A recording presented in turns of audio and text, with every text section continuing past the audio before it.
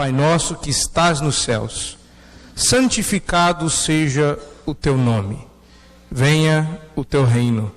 Faça-se a tua vontade, assim na terra como no céu. Vamos orar.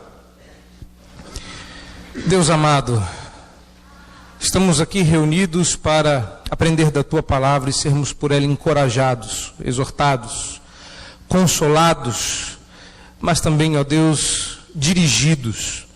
Ensina-nos a orar de maneira que agrademos o teu coração. Tem misericórdia do teu povo aqui reunido, Senhor, e do teu servo, instrumento nesta noite para a exposição do texto. Que saiamos edificados, que seja a tua voz a ser ouvida aqui, e que os nossos corações, abertos e férteis, recebam a semente da palavra de Deus, e ela germine e dê frutos dignos de arrependimento. Ajuda-nos agora, ó Deus. Dá-nos atenção, disposição de mente e coração para ouvirmos a tua palavra. No nome de Jesus. Amém.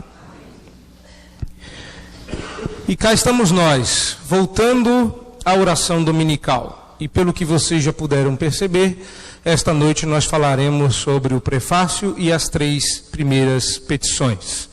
Por quê? Porque nessa primeira divisão do texto, e eu peço que você mantenha a sua Bíblia aberta em Mateus 6, 9 e 10, você pode conferir que as 3 primeiras petições são petições voltadas e dirigidas a Deus. E as próximas 3 petições são as petições voltadas para nós e nossas necessidades. Então, hoje, nós aprenderemos com as 3 primeiras petições e a parte que concerne a Deus e a sua glória em primeiro lugar.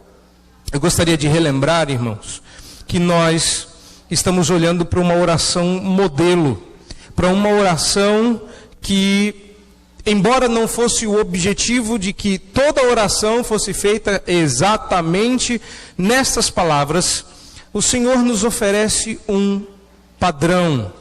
Fique atento a isso. Esta oração é uma oração padrão, uma oração modelo. Ela pode e deve ser orada. Nós falaremos isso no fim da exposição desse texto. Não de hoje, mas do texto todo. Ela deve ser corretamente entendida e essas palavras devem ser revestidas de significado em nosso coração para serem ditas. Então, nós não oraremos o Pai Nosso até que compreendamos o que esta oração quer dizer. Entretanto, este modelo e este padrão deve ser obedecido. E eu peço a atenção dos irmãos para que esse texto seja corretamente entendido e as nossas orações corretamente corrigidas. Mas você, antes de eu entrar no texto, se pergunta qual é a importância de aprender a orar com o Pai Nosso. Por que não dicas mais práticas? Meus irmãos, eu não consigo ver nada mais prático do que Jesus dizendo, ore desta maneira. Essa é a maneira mais prática de ensinar alguém a orar. E por que falar sobre oração em dias como o nosso? Todo mundo sabe orar. É tão fácil. A gente tem aprendido por aí que orar não é uma coisa complicada nem complexa. Nós temos aprendido que basta fechar os olhos, dirigir os nossos pensamentos a Deus e falar. Dizer a Deus o que a gente tem na cabeça. Isso é orar. Orar é uma conversa. Orar é uma coisa simples. É fácil aprender a orar. Basta ligar a sua televisão e reparar que em algum momento, em algum canal, haverá alguém falando sobre o Evangelho e eventualmente orando. Eu tive uma vez a oportunidade de ter um canal que era chamado Canal da Oração. Qualquer que fosse o horário, 24 horas por dia, tinha alguém orando. Num púlpito, com pedidos de oração que você podia mandar pela internet, e alguém de olho fechado, orando e orando e orando. E a minha pergunta é, será que é isso que Deus quer? Será que é isso que Deus espera do seu povo? Será que nós realmente sabemos orar? E o pior, será que Deus ouve a sua oração? Será que Deus quer que você ore? São perguntas que eu espero fiquem respondidas à medida que esse texto for trabalhado, exposto e aplicado nos corações dos irmãos. Então preste atenção, preste muita atenção, porque hoje falaremos sobre prioridades corretas na oração. Nós precisamos, e eu já comecei a dizer isso antes, mas mais uma vez repito, irmãos, nós precisamos desenvolver na nossa oração prioridades corretas.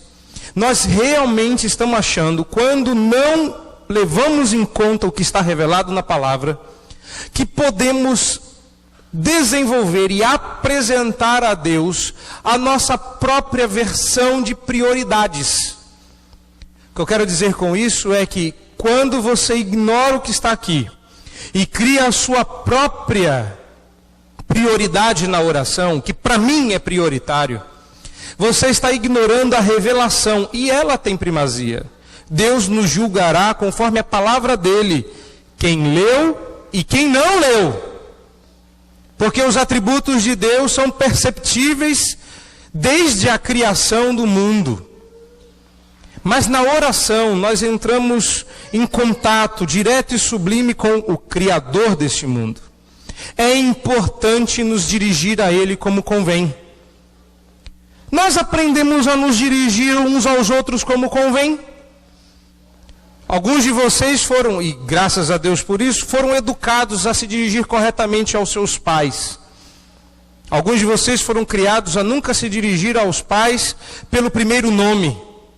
Era Senhor, Senhora. Não era assim? Vocês não foram criados assim? Ah, se você chegasse e dissesse naqueles idos dias, meu velho, minha velha, ia dizer uma vez só, porque sem dente ia ser difícil repetir. Os tempos mudaram, nós perdemos o respeito, e hoje a gente chama o pai de qualquer nome, de qualquer jeito. Não estou defendendo que você deva chamar necessariamente seu pai de senhor e senhora. Tem alguns que morrem de medo de serem chamados assim, porque têm medo de envelhecer. Assunto para outra hora. Mas nós aprendemos. Meus pais trabalham num tribunal. E eles contaram que certa feita uma advogada recém-formada, um pouco atrapalhada, espero que vocês não a conheçam, eu não sei quem é. E ela estava encarando o seu primeiro tribunal, e eles têm sessão. Então tudo aquilo que a gente vê em filme, só que em escala bem menor, existe. E ela entrou e ela começou a se dirigir ao juiz pelo título de Senhor. Senhor juiz. Ela falou, alguns já disseram, Senhor juiz uma. Na segunda vez que ela falou, mas Senhor juiz, o juiz disse, dona advogada. Sei lá como é que chama advogado. Deve ser doutor. Eu só sei que o juiz disse assim, se a senhora me chamar de senhor de novo, eu vou dar voz de prisão. Como é que é? Meritíssimo. Não é isso? Pois é. Nós temos que aprender a se dirigir ao juiz. Nós temos que aprender a dirigir-nos ao advogado. Ninguém vai a um advogado e chega assim, ô Zé, seu advogado. Não, você aprende que deve chamar, mesmo que ele não tenha um, você tem que chamá-lo de doutor advogado. A gente aprende a se dirigir uns aos outros. Nós temos respeito uns pelos outros. Mas a nossa oração desenvolveu não só prioridades, mas falta de respeito tal que nós andamos nos dirigindo a Deus e vendo outros evangélicos se dirigir a Deus de modo tão desrespeitoso, que no dia que o santo e justo juiz assentado no trono dele, e nós lá achando que naquele momento o Senhor vai se comportar como se comportou até aquele dia, e repare que os salmos já nos advertiam disto. Um deles diz, você fez isso, você fez aquilo, você falou dessa forma, você agiu daquela outra, pensavas que eu era teu igual. Vai chegar um momento em que as pessoas acostumadas a se dirigir a Jesus de qualquer forma e a Deus de qualquer maneira, vão se ver diante do Cordeiro e vão se dirigir a Ele da mesma forma. Eu fico imaginando, eu e meus pecados, como será aquele momento vergonhoso, vexatório, em que as pessoas se aproximarão do Cordeiro e vão: paizinho, o cara lá de cima. E tal como aquele juiz, ele advertirá: meu nome é santo. E você, se não dobrar a língua, como não dobrou os joelhos, vai para o inferno. É importante que você aprenda desde já com quem você está falando. É importante. Com quem você fala quando ora. Vocês devem ter pensado naquela piadinha do camarada que entregou a prova em branco para o professor substituto. E ele falou: rapaz, volte aqui. Ele: volte aqui nada, o senhor sabe com quem o senhor está falando? Ele falou: não. Ele falou: tchau. A prova está em branco, nada vai pegar. Deus não assina uma prova em branco. Já parou para pensar com quem você está falando quando você fecha os seus olhos e busca Deus em oração? Pois aprenda agora. Porque a primeira coisa que você aprende nesta oração, isso é uma bênção, é que quando você fecha os seus olhos, você está falando com o seu Pai. Nós, em nossa época, perdemos de vistas o caráter maravilhoso, gracioso e extremamente familiar, que é se dirigir a Deus como Pai.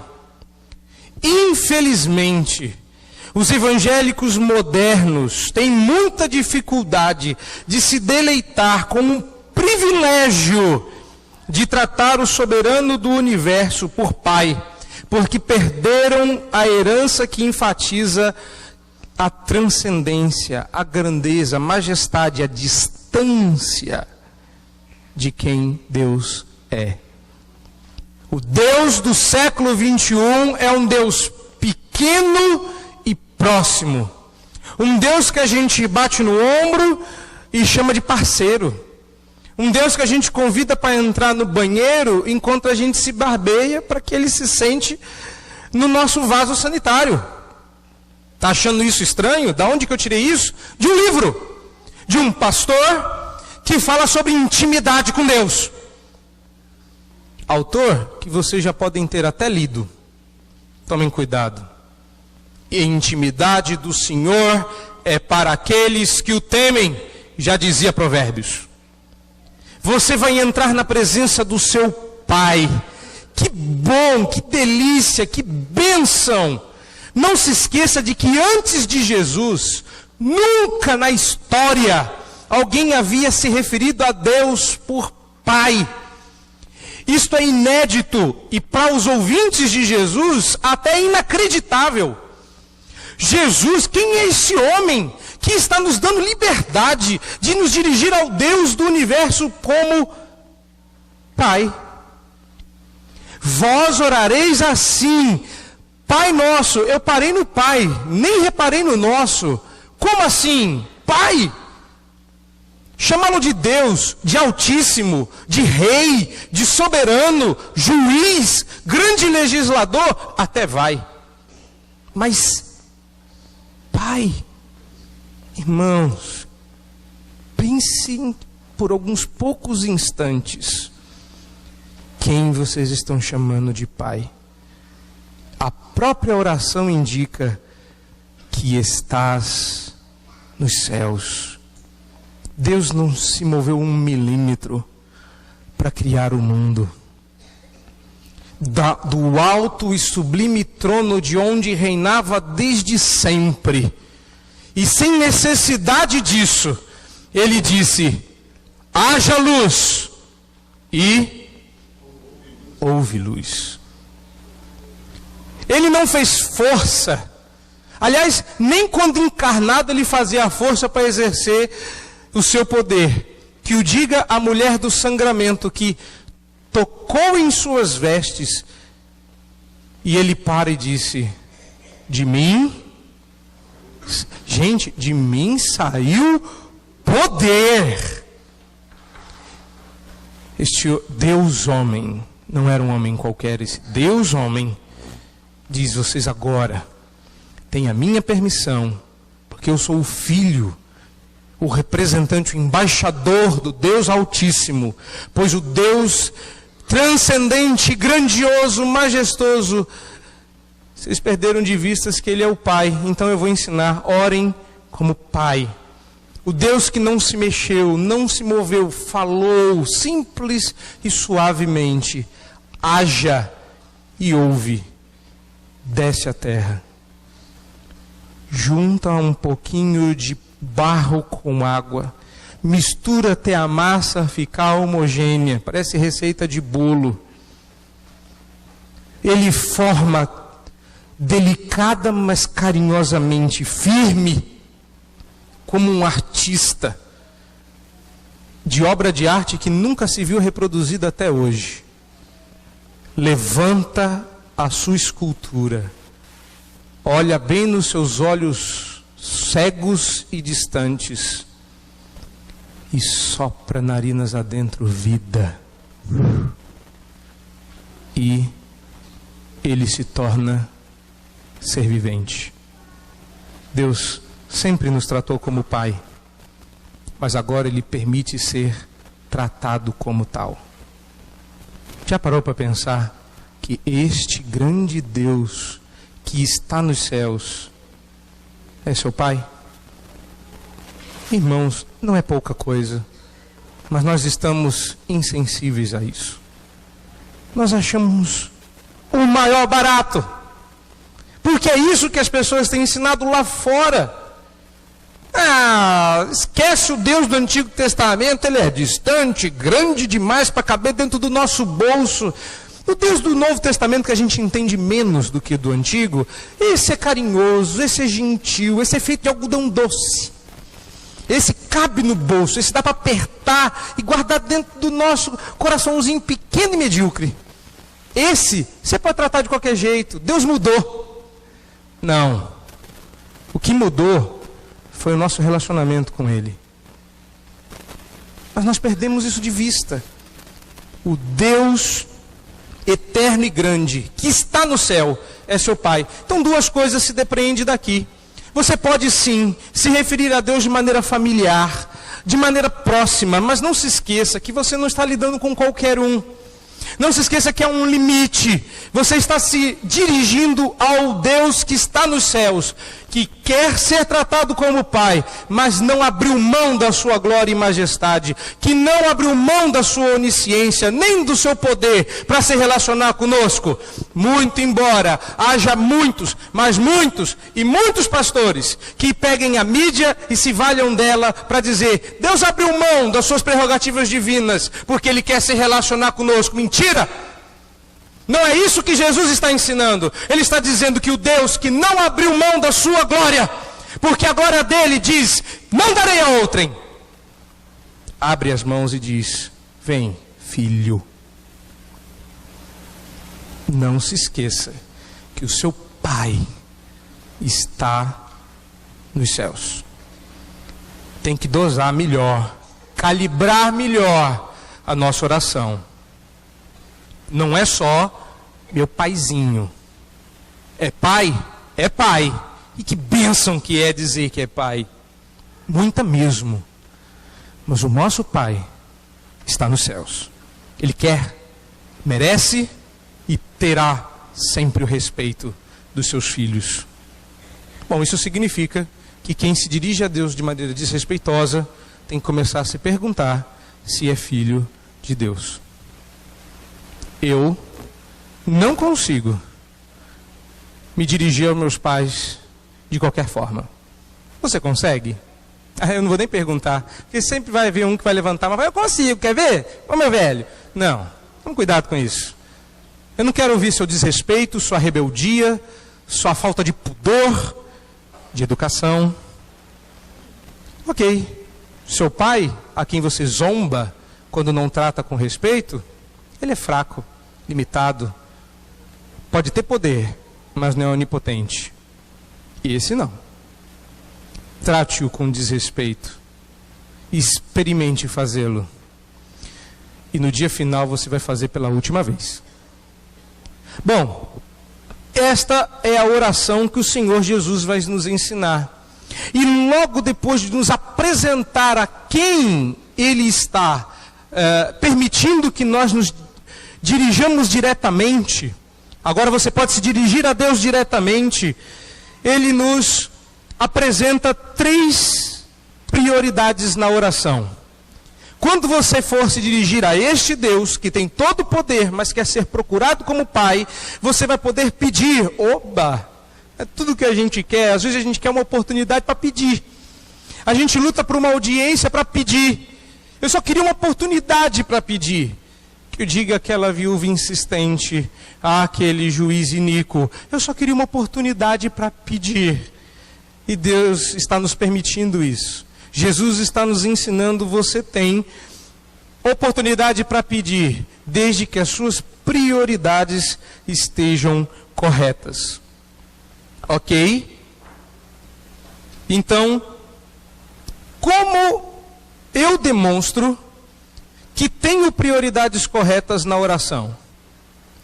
Eu quero lembrar, antes de entrar nessas 3 prioridades, e você já vai se preparando para elas, que as 3 prioridades corretas na oração são prioridades para a nossa vida também. Que você tem priorizado, meu irmão, minha irmã, e seja lá o que você seja sentado aqui esta noite. Não, eu não estou me iludindo, nem todos que estão sentados aqui são meus irmãos e minhas irmãs. Olha em volta, nem todo mundo aí é irmão e irmã. Eu não estou falando de você não, visitante. Tem visitante que é irmão. A minha pergunta é, qual é a sua prioridade? Porque é nela que a gente vai ver nossa irmandade. Não é assim? É assim na vida, vai ser assim aqui na vida espiritual também. Quando você sai daqui e você encontra alguém que torce para o seu time, as prioridades fazem com que vocês se igualem. Nunca vou me esquecer que essa pode ser uma ilustração fraca, mas para mim fala muito, porque eu quase morri. Por causa dessa... Eu nunca fui um grande torcedor, mas afeito a um dos times de São Paulo, inclusive que leva esse nobre nome, eu carregava meu material escolar e no que segurava meus livros havia um emblema do time que oficialmente eu torcia. Se me perguntarem até hoje qual é a escalação, eu não sei. Eu mal decorei a escalação dos 12 que jogaram no time de Jesus. Bom, entramos no ônibus e tinha acabado o jogo de Corinthians e algum outro time. Eu só sei que naquele ônibus só entrou o time do Corinthians. Eu escondi o emblema debaixo do braço, torcendo para que ninguém esbarrasse e descobrisse a minha identidade secreta. Eu sabia que o colega que estava comigo, segurando no mastro e me ajudando a não cair, também torcia para o meu time. Mas eu, na minha ingenuidade, na minha pouca experiência, esqueci disso. E perguntei olha que cena, meus irmãos, isso aconteceu. Perguntei para ele qual era o time dele. E ele falou, como assim qual é o meu time? Esqueceu que eu sou corintiano? Eu fiz aquela cara de ué. O povo em volta, você é corintiano? Corinthians! E aquele negócio, o ônibus bombando. E eu falando, Senhor, protege o teu servo. Prioridade. O foco, o alvo para o qual a gente olha, nos une. Ele falou, minha prioridade é Corinthians. Corinthians, gente, Corinthians. Olha só que coisa bacana, não é? Qual é a sua prioridade? Se ela for essa, nós vamos... A sua prioridade também é essa? Puxa, que boa! E nós vamos orar juntos, isso nos une. Muito mais do que os laços de uma denominação. Muito mais do que os laços da membresia de uma igreja. O que nos une é a prioridade no que Cristo Jesus prioriza na oração. Então, como você demonstra que tem prioridades corretas na oração e na vida. Quando você ora essas 3 orações. Primeiro, a oração do filho. Como é a oração do filho? Primeira petição: santificado seja o teu nome. Sabe o nome do seu pai? O filho tem que saber o nome do pai. Esse filho sabe quem é o seu pai. E sabe que o seu nome é santo. Mas aí vem a dúvida. Pedir para que o nome santo de Deus seja santificado, não é meio estranho, não? O nome dele já é santo. O que vai acontecer? Ele vai ficar mais santo se eu pedir? Quanto mais a gente pedir, mais santo Deus fica? Não. Deus é plenamente santo e nós não estamos pedindo para que Deus se torne mais santo, para que o seu nome fique mais santo. Santo significa separado. Santo significa distante do pecado, junto de Deus, puro. Santo. Bom, pedir para que um nome que já é distante e santo, longe do pecado, fique mais distante e mais longe do pecado é impossível. Deus é o limite da outra ponta. Se nessa ponta temos o pecado, a gente sabe que o fim da linha chega quando nós chegamos em Deus. O que nós estamos pedindo aqui? Embora já tenha sido ensinado, me permita resumir. Você não pede para que Deus cresça. Assim como você, quando canta que Deus seja engrandecido, você não quer que Ele se torne maior do que já é. Ou para que você, quando ora, peça que Deus seja glorificado, que Ele tenha mais glória do que já tem. Você pede para que o nome de Deus, que santo já é, seja reconhecido como tal. Você pede para que o santo nome de Deus seja entendido, percebido como Ele é. Que as pessoas reconheçam que o nome de Deus é um reflexo de quem Ele é, santo. Que mostra quem Ele é, santo. Que se revela a todos os homens, santo. O seu Deus é santo. E você ora para que o nome dele seja santificado. E só pode orar a oração do Filho aquele que se compromete com a santidade do nome de Deus. E sabe o que eu vejo? Eu não vejo isso. Eu vejo pessoas comprometidas com a banalização deste nome. Você entra nas igrejas, e hoje você sabe disso, porque até divertido contra isso a gente tem que ser. As pessoas entram aqui achando que vão ser esmurradas, chutadas, morrem de medo de entrar em igreja evangélica. Nós estamos fazendo o nome de Deus santo? Não. Qual é o seu compromisso com a santidade do nome de Deus? Você está pedindo para que o nome de Deus seja santo e você espera que Deus faça isso como? Que Deus chegue e derrame santidade nas ruas e as pessoas catem no chão? Não! Quando você ora, repare, vós orareis assim, você está se comprometendo em ser um instrumento para que as pessoas vejam o santo nome de Deus revelado em você. Leva tu contigo o nome. A partir de agora, você carrega o nome de Deus junto contigo. E aí você ora que o nome que eu carrego nas minhas costas seja visto como santo, porque o seu nome é santo. Pedir que o nome de Deus seja santificado e não se empenhar para que isso aconteça é como pedir para Deus dar um emprego e não sair de dentro de casa para procurar um. E tem gente que acha que é só isso que deve fazer. Ah, mas hoje com a internet não precisa sair de casa. Vai, engraçadinho, faz piada. Continua desempregado. Não. Quem ora essa oração se compromete com o que ela diz. E é por isso que eu vivo dizendo, meu querido, passe a orar pelas pessoas que você não gosta. Passe a orar pelas pessoas com quem você não se dá bem. Você se compromete com o que você ora. Sabe de uma coisa?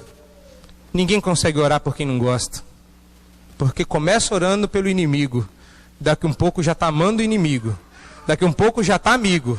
Daqui um pouco chama de irmão. Oração faz isso. Como é que você anda orando? A menos que você ande fazendo umas orações meio imprecatórias. Leva, Senhor. Tome cuidado com isso. Não é somente isso. Como é que eu sei que eu estou com as prioridades corretas na oração? A primeira preocupação é com o nome de Deus, não com o meu. A primeira preocupação é com a santidade de Deus, não com a minha. A primeira preocupação é com a glória de Deus, não com a minha. Mas isso traz decorrências. Como é que eu sei que as minhas prioridades estão corretas na oração? Quando eu faço oração de súdito. Venha o teu reino. E é tão comum a gente orar com os lábios venha e com o coração espera um pouco. Vem agora não. Ai Deus, deixa eu casar primeiro, depois venha o teu reino.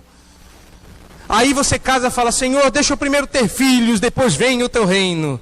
Aí os filhos crescem e falam, Senhor, deixa eu ver os meus filhos casar, aí vem o teu reino. Aí eles casam e falam, Senhor, deixa eu ver meus netos, aí vem o teu reino. Aí chega uma hora e você fala, Senhor, está doendo tudo, vem o teu reino. E fala, agora não. Agora não vem não. Mas não é assim? Cadê aquele senso de urgência para que o reino de Deus venha? Mas que reino? Será que estamos falando apenas da consumação? De fato, há um quê escatológico aqui. É claro que quando nós oramos venha o teu reino, nós queremos que o reino de Jesus se instale universalmente, isso vai acontecer na sua segunda vinda. Mas você perdeu de foco uma coisa aqui. O cara que ora pelo venha o teu reino, ainda não pediu pelo pão. Não, ele não está pedindo isso. Ele está pedindo outra coisa.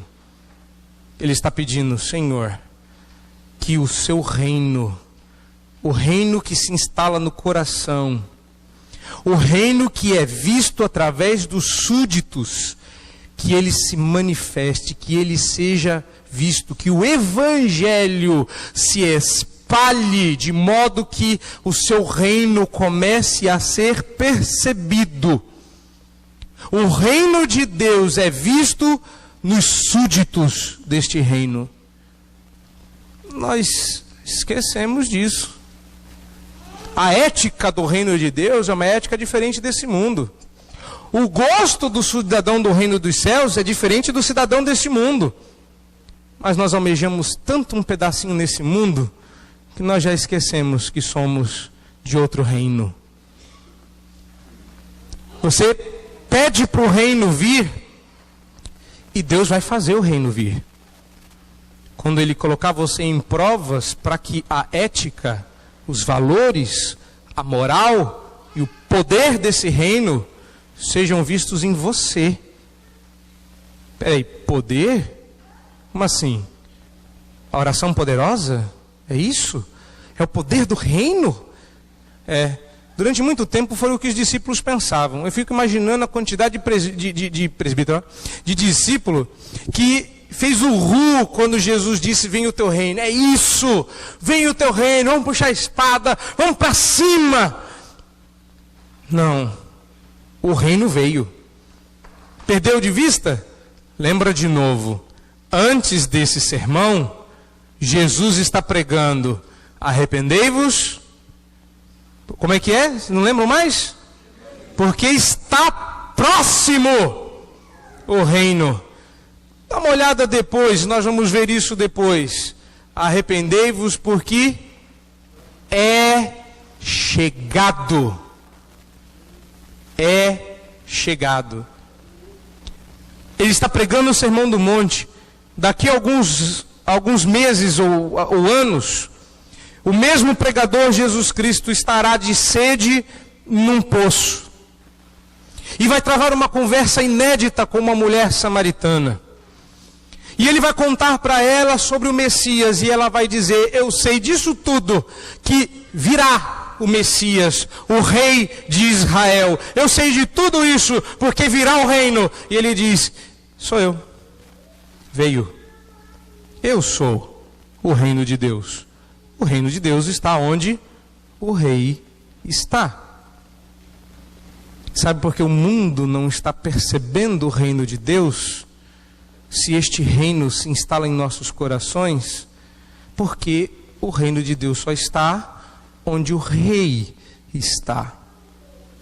Eu acho que tem gente demais dizendo que o rei está no coração, mas o rei que reina em certos corações é eu, não Jesus. Como é que a gente vai perceber o reino de Deus se o rei que a gente anda pregando com as nossas palavras e atitudes não é este rei aqui? O reino de Deus vai ser perceptível à medida que nós demonstrarmos que somos cidadãos do reino de Deus. Então, quando você pede, venha o teu reino, você está se comprometendo em ser um evangelista. Você está se comprometendo com missões. Você está se comprometendo em mostrar para as pessoas quem é o verdadeiro rei. Você está pedindo como Elias pediu, abre os olhos dele para que ele veja quem reina. Então, se você não tem coragem de viver a ética do reino, não ore, venha o teu reino, pula essa. Ai, pastor, aí é demais, né, pastor? Não pode orar a oração do Pai Nosso. Não pode não. Não é para qualquer um orar isso aqui não. Porque quem ora isso aqui se compromete com o que está falando. Não é para qualquer um não. E saibam vocês que a igreja primitiva proibia qualquer pessoa orar o Pai Nosso. Hoje, qualquer um, até um brinquedinho, você aperta ele, Pai Nosso que está no céu. Mas se nós estivéssemos na igreja primitiva e houvesse um crente lá, a pergunta seria, com que direito você está orando o Pai Nosso? Não, é o Pai Nosso. Você conhece o Pai? Que Pai? Qual nome é santo? Que santo? Você não está pedindo para ser santificado o nome? Que nome? É o nome do Pai. Qual? Que Pai? Que reino? Quem sou eu? Você está orando o Pai Nosso com que direito? Está pedindo para vir o reino? Você faz parte desse reino? Você é filho desse Pai? Você é o espelho que reflete a santidade do que está nos céus? Quem ora a oração do Pai Nosso se compromete com o que está escrito aqui. Para, por fim, orar a oração da obediência. Ele ora a oração do Filho, sim, Pai Nosso que estás no céu, santificado seja o teu nome. Ele ora a oração do súdito, venha o teu reino. Eu sou um súdito, eu desejo que o meu rei faça o seu cetro brilhar sobre todos, que a sua coroa brilhe e todos vejam. Mas eu também oro, faça-se a tua vontade, assim na terra como nos céus. Mas o que é isso? Deus não é soberano? Ele não tem um santo nome soberano? Ele não tem um reino soberano sobre todos e tudo? Como assim faça-se a tua vontade? Já sei. É que se eu não permitir que Deus opere em minha vida, Ele não vai fazer. Se eu não abrir as portas do meu coração, Ele não vai entrar. Se eu não permitir, se eu não tomar posse, a vontade de Deus não se realiza na minha vida. Tem muito crente que pensa isso.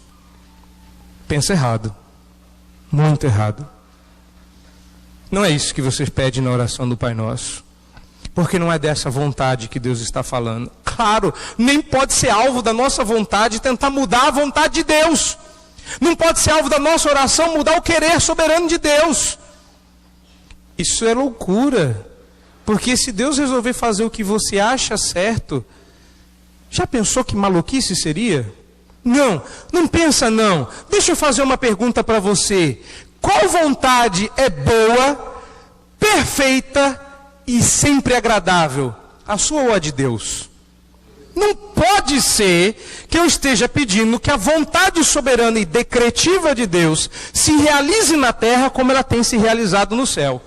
Mas tem muito pastor por aí, mas muito mesmo, que tem dito que os nossos pecados e a nossa vontade têm obstruído a vontade de Deus. Sabe por que Deus não cura? Porque você não deixa Deus operar. Sabe por que as coisas não acontecem na sua vida? Porque o seu Deus sem poder tem vontade mas não é soberano. Deixa Ele fazer. Eis que estou à porta e bato, não é assim? Que eu já expliquei que não é assim. A Bíblia diz que não é assim. É claro que não, eu não estou pedindo que a vontade decretiva de Deus aconteça na terra, porque não vem acontecendo. Deus está tentando, mas não está conseguindo. Deus está até, de vez em quando, pego de surpresa. Eu não sabia que isso ia acontecer. Não. A vontade de Deus é soberana. Esse não é o pedido que você está fazendo aqui. Aliás, nem é um pedido, porque santificado, venha e faça-se, é imperativo. Você pede para que a coisa aconteça.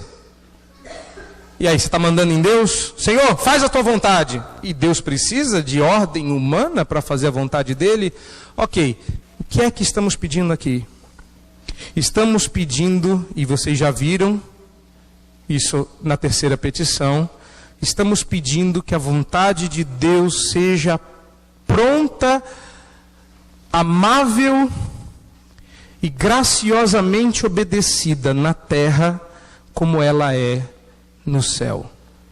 Estamos falando de vontade revelada. E tem muito crente, esses não são esses que estão lá fora não, esses são os nossos mesmo, que insistem na técnica quase milenar, mas misteriosa, do radar espiritual da ponta do dedo. Eu explico como funciona. É uma técnica complicadíssima. Você ora, eu não sei se fica com o dedo para cima ou para baixo, mas de alguma forma você está orando para que Deus se revele na ponta do seu dedo. Porque você vai folhear a Bíblia de olhos fechados, pedindo para o Senhor falar com você. Qual é a tua vontade, Senhor?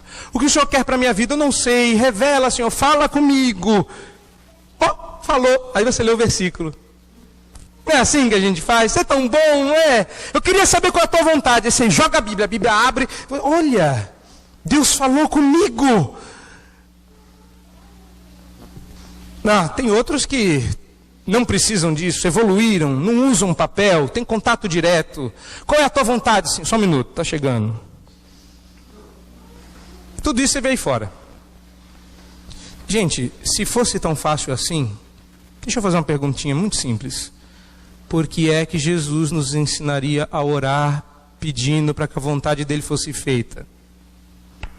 Bastaria fechar os olhos e esperar a vontade dele aparecer na sua vida, sei lá como. Bastaria que você arrastasse o dedo pela Bíblia até achar a vontade. Não é isso. Essa oração é pecaminosa.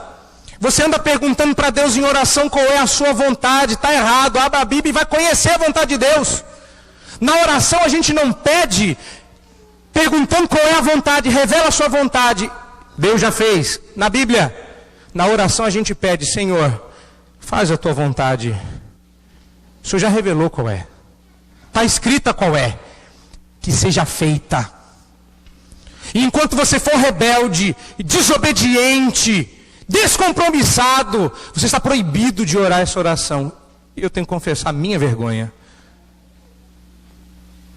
Eu não falo para vocês como alguém melhor do que vocês. Eu não falo para ninguém como alguém melhor do que vocês. Quantas vezes eu estive impedido de pedir que Deus faça a vontade dele, porque eu estava fora dela. E aí? O que você faz? Desiste? Não. Apruma a vida. Conhece a vontade.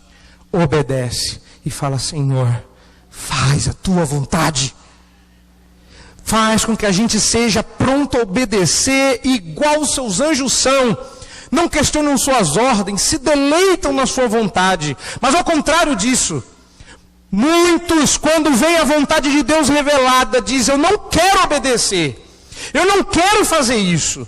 Isso não é o melhor para a minha vida. Esquece. Para de orar. Porque se você desejar orar: Senhor, faz a tua vontade, não se esqueça de que você é o camarada, você é a moça que vai fazer esta vontade. Você está pedindo para que Deus faça com que você obedeça. E mais, você quer olhar em volta e ver mais gente obedecendo. Você acha que você é um estímulo para os obedientes, para os que querem ser santos e obedecer a palavra, quando você zomba da cara deles? Quando você não obedece junto com eles? Não, você é uma pedra de tropeço. Se vamos orar esta oração, vamos pedir que a vontade revelada encontre lugar no coração de cada um. É a oração da obediência. O reinado soberano de Deus, petição anterior, é vista na obediência da vontade soberana do Senhor.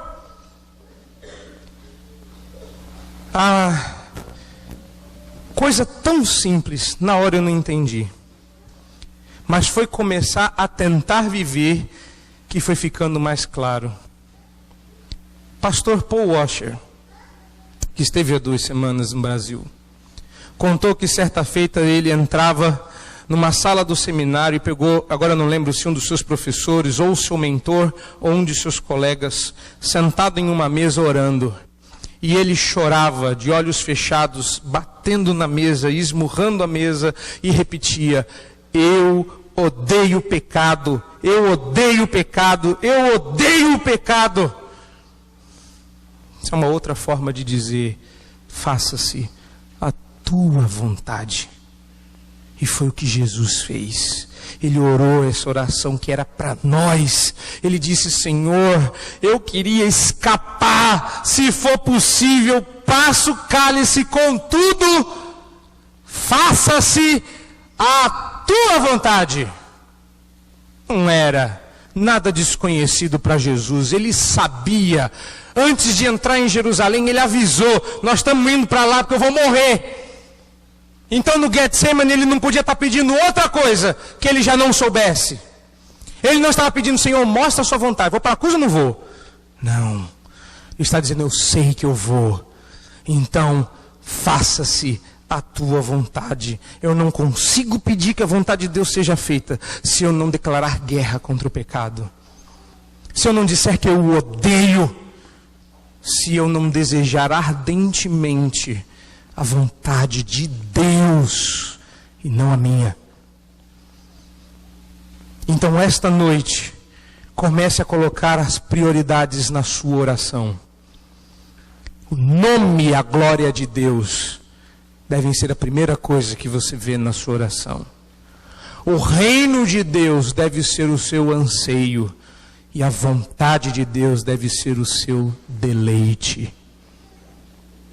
Porque ele medita na vontade revelada de Deus dia e noite. Mas para encerrar, eu vou falar no finalzinho o que eu devia ter dito no começo. Porque eu não tenho ouvido muita gente falar sobre o caráter exclusivo dessa oração. Olha para o texto, perdemos uma palavrinha aí que faz toda a diferença. É o primeiro nosso. Me permita dizer que muitas pessoas indiscriminadamente rezam esta oração e são ensinadas a recitá-la, quer por líderes espirituais, padres, pastores, seja por quem for. Mas essas pessoas que estão sendo exortadas, ensinadas e estimuladas a rezar ou orar esta oração, não se dão ao trabalho de pensar sobre o óbvio, o tema da exclusividade que está presente nesta oração. Qual? Raciocine comigo, olhando para esse texto rapidamente. Jesus nos ensina, na verdade ele está se referindo aos discípulos, aqueles que estão sentados ao pé da montanha ouvindo Jesus. Ele diz aos discípulos que eles vão orar deste modo. E aí ele começa: Pai Nosso. Deu para reparar que ele excluiu quem não estava lá? Meu Pai é só meu. Não é. Meu Pai é só meu e da Juliana. Mais ninguém. Não que eu saiba. Mas não é não. Não, ele é meu pai também. Não é não. Seu João é pai meu e de Juliana. Ponto. É Pai Nosso. Vocês todos estão excluídos. Ele é avô só da Lana e da Riane por enquanto. Ele é meu avô também não? Não, não é não. Ele é avô só delas. E Deus? Deus é o Pai nosso. Mas não é todo mundo é filho de Deus? Resposta? Não, não é não.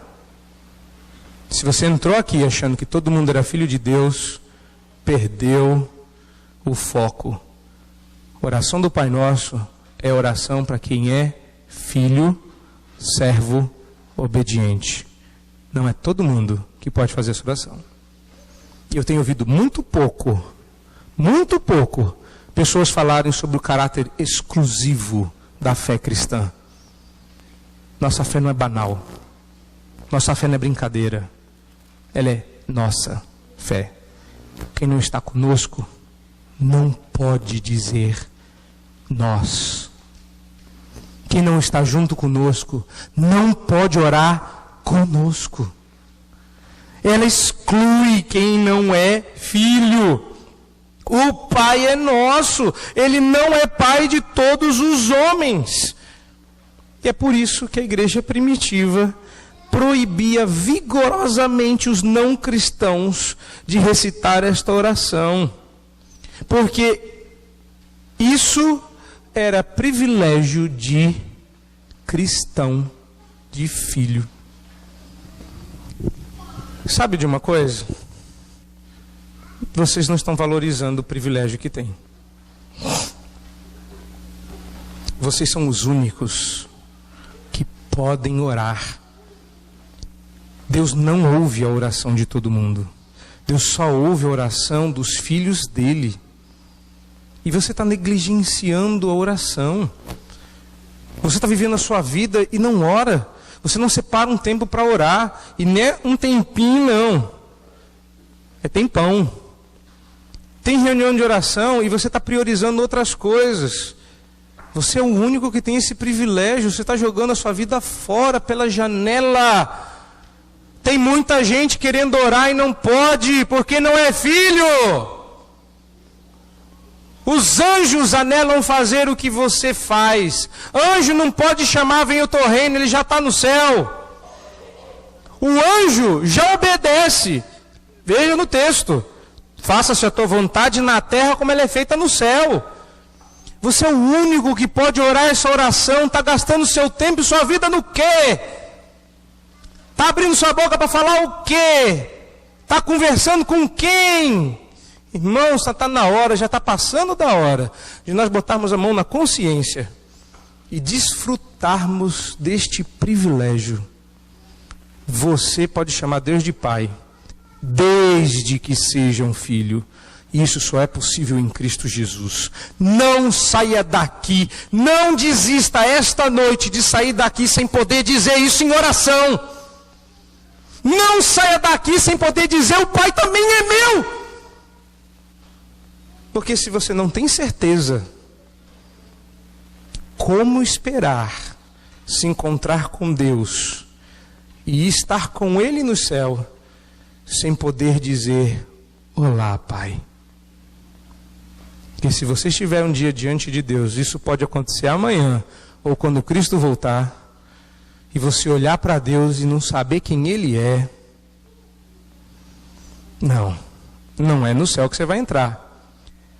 Mas hoje está um tal de ameaçado de ir para o inferno. Por quê? Porque está acabando o capítulo 6. Logo, logo nós vamos entrar no 7. E logo, logo Jesus vai dizer: apartai-vos de mim, os que praticais iniquidade. O aviso não é meu. O aviso é do Senhor. Logo, logo. Então, não espera chegar lá, não. Não desista. Não saia daqui hoje sem ter certeza de que este Pai também é seu. Deus te abençoe. E você que já pode dizer isso, desfrute dessa bênção, meu querido. Não deixe a sua vida passar em branco, em vão. Desfrute, se deleite. Orar é bom. Desenvolva esse hábito, cresça nesta graça. Usufrua disso. Não deixa passar em branco, não. Deus também te abençoe, e a todos nós, a graça do Senhor.